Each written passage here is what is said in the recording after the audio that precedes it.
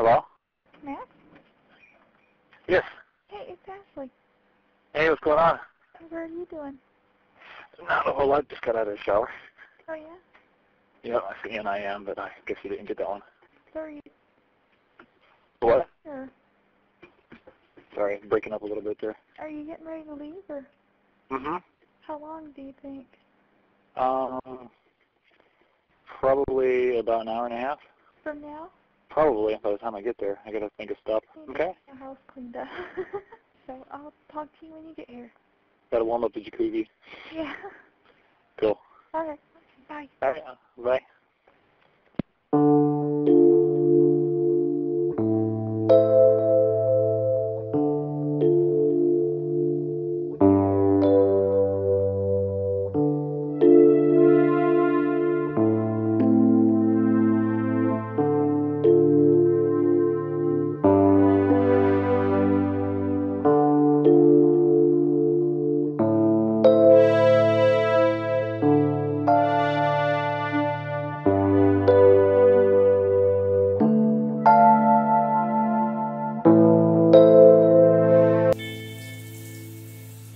At around 5:15 on the morning of July 28, 2006, in the Loganville home of Diana Strawder, the phone rang.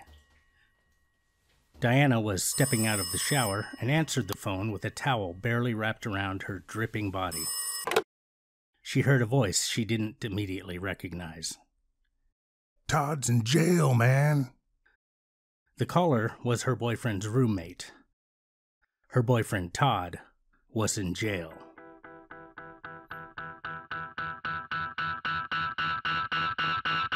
What the hell? A fair question, under the circumstances. She grabbed a pen and a copy of People magazine laying nearby and wrote down what he said. Harris County Jail, 706-628-4211. He had no more information. Diana hung up the phone.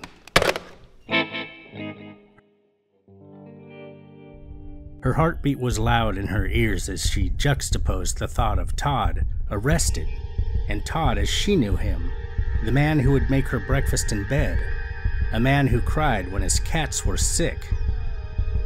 The alarm in her bedroom went off. It was an additional alarm that she had set to go off on work days. It was her warning that if she did not get out the door in the next 10 minutes, she would be late for work. She hated that alarm on the best of days.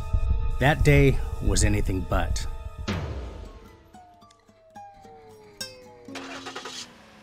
Eight minutes later, she was on the 81 West, headed towards the Loganville Dialysis Center where she worked as a technician.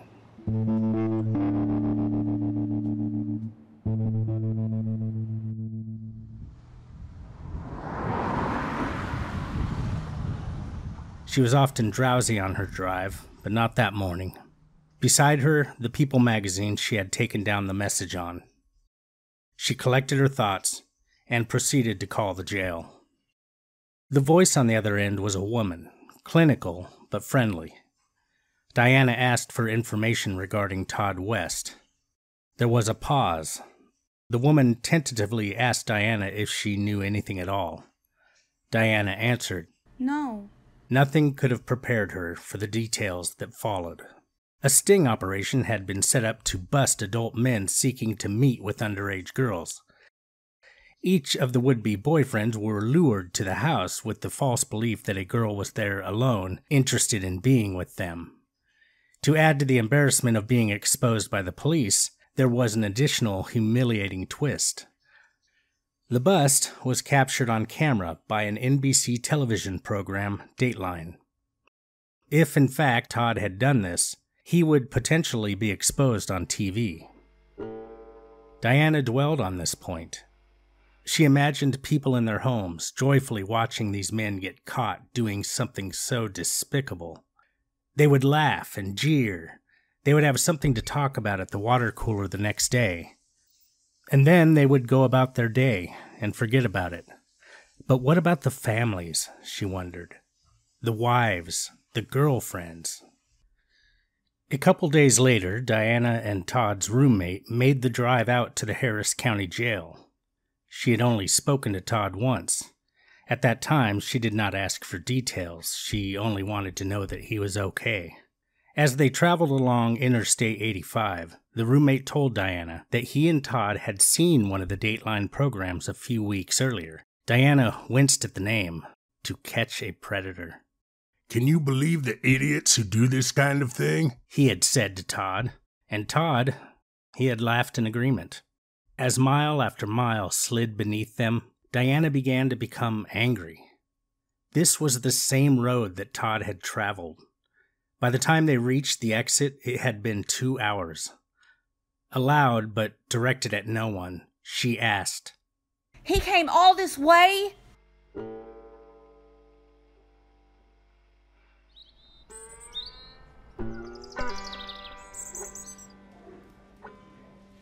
Looking woefully at Todd through the hazy plastic window between them, she wanted to understand. With the visitor phone pressed to her ear, she asked, "How old did she say she was?" Todd tried hemming and hawing, but it was pointless. Weakly, he told the truth. 14. He should have expected the next sound he would hear would be the thud of the visitor phone bouncing off the window, but it still made him jump. An officer replaced the phone in the cradle as Diana disappeared through the door and out of view.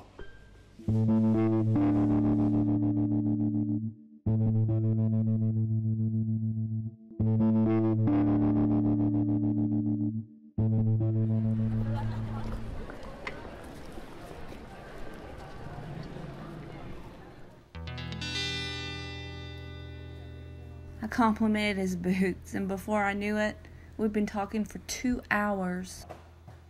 He called me a few days later, and we were pretty much together after that. Todd was a talented artist who managed a costume shop. He was wonderful with her daughters, and he made her feel nurtured. I thought Todd was my soulmate. Getting this news, it was like somebody died. Diana was put in a crappy spot thanks to Todd's decision. Todd was around the apartment a lot, along with her 11 and 13-year-old daughters. Her dignity too was at risk. She now had to make a powerful decision. I immediately thought about leaving him. I would decide to do it, and then I'd get sick to my stomach. She thought about a lot of things. A memory that returned over and over to her was her own experience of being molested by a man when she was 15. She would not allow herself to believe that Todd was like that man. I knew what a sex offender looked like. Todd seemed like the furthest thing from that. I wasn't okay with what he did, but I wasn't okay with him staying in jail either. Diana stewed over it for days while Todd remained in jail. Other than Todd's family, the only other people who knew were a couple of close friends. She had not even told her daughters. A week later, however, her 13-year-old, Rachel, asked why Todd had not been around. "Todd's in trouble, baby. He did a bad thing. He went to visit a girl your age for an indecent purpose." She went on explaining what she could without being overly descriptive. She told her daughters that she was not sure Todd would be in their lives anymore. They sat in silence, and Diana realized just how much Todd's arrest was going to affect the girls. The whole world was going to think my girls had a creep for a stepdad. They were going to go to school with that on their shoulders every day. Rachel broke the silence with her pleading for Diana to stay with Todd. After all, they loved him. Diana loved him. With uncertainty, Diana got together $7,000 and bailed Todd out. On the drive to Todd's house, he pled his case to Diana. Anxious about their looming marriage, Todd had begun chatting online with the girl. He had not believed that she was actually 14 years old. Her language was too sophisticated.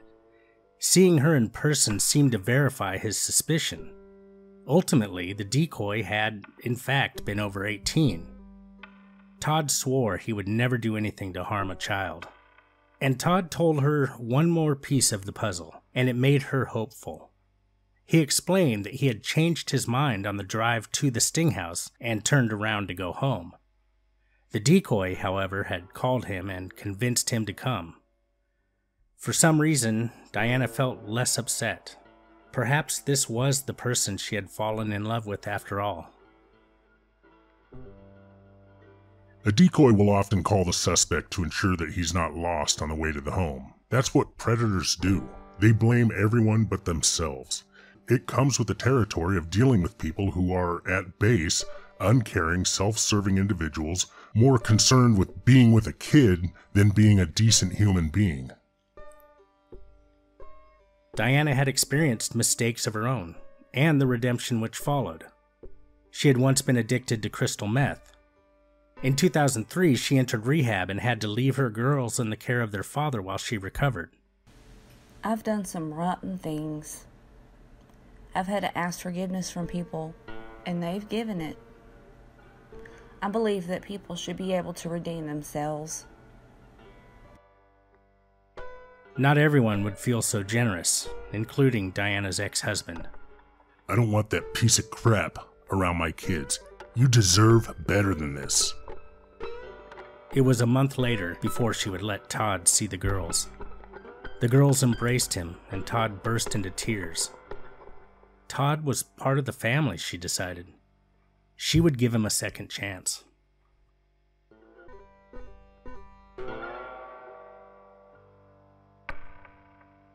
Todd's episode of Dateline, To Catch a Predator, aired. It was seen by 8.7 million viewers. Diana and Todd refused to watch it. We've hired this young-looking 19-year-old named Amanda to play the part of an underage girl home alone. And you come around here. She gets into position, standing by the front door as a potential predator shows up at our undercover house. Come on in, I'm just finishing up getting out of the shower. 37-year-old Todd West has no problem following our decoy right into the house. He's here to meet a girl who online told him she was a 14-year-old virgin. Using a screen name we can't show on TV, he chats on and off with the decoy named Mystic Roses for a week. The next day, Diana refused to answer her phone. Friends left messages that called Todd names. They questioned why they had not been told. Mostly, they begged her to leave him. Overall, as time went by, their lives remained uneventful. I kept expecting people to run up to us on the street, to yell at Todd. But Todd was not himself. He would at times start sobbing suddenly, and this troubled her. I was trying to live normally, but I had this incredibly depressed person on my hands. The guilt was eating him alive. At a therapy appointment, the counselor had stated that Todd did not exhibit the propensity to be a threat to kids. Diana believed now that Todd did believe he was meeting an adult, not a child. As the court date drew closer, Todd's mental state seemed to improve as well. Todd's public defender was optimistic, believing that Todd was facing a short stay in jail. Even Diana's ex-husband had changed his mind. When Todd called her out of the blue and asked if she would marry him that same day, she said yes. She had expected her feelings to soften. She had forgiven him. But she started to experience sudden fits of anger. She couldn't stop obsessing over the disgusting details reported by Dateline. She could not forget his intended infidelity. If they walked past a young girl, she would watch him like a hawk. And she worried that her decision to stay with Todd could be damaging to her girls.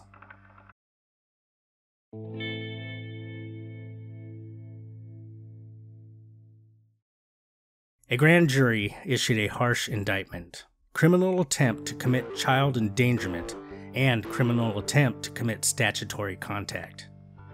Todd had pled guilty, and his counselor and her husband, a minister, testified on Todd's behalf. Still, the judge was not swayed. Such crimes are like a computer virus lurking in cyberspace, looking for innocent children. He handed Todd one of the harsher sentences in Dateline history: 2 consecutive 10-year sentences. He would be eligible for parole in a year. On February 13th, one day before Valentine's Day, Todd West went to prison. Her life as the wife of an inmate was demoralizing. She drove 2 hours each week to see Todd, who began looking more and more fragile and withdrawn. The friends who remained in her life seemed to scrutinize her too closely. She continued to get comfort from the community of friends she and Todd had online. The story of what Todd did had not come to light in that forum.